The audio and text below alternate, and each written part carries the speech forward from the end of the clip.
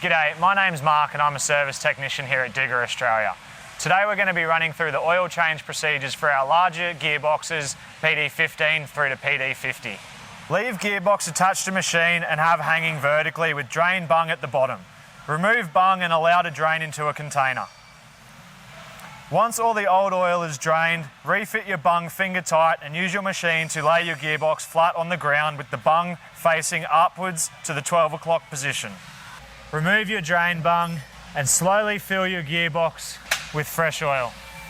Your gearbox oil capacity can be found on your serial tag located on top of your gearbox hood.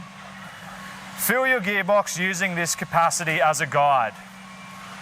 Not all of the old oil will drain out using this procedure, so remember, your gearbox may take slightly less than the advised amount. Please allow time for oil to seep through gears and bearings with drain bung still out and monitor any drops in level.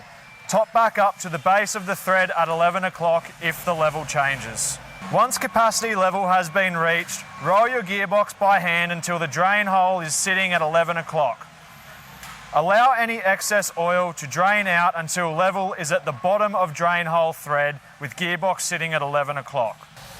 Once you've allowed your excess oil to drain out and the oil level is sitting at the base of your thread, you can refit your bung and your oil change is complete.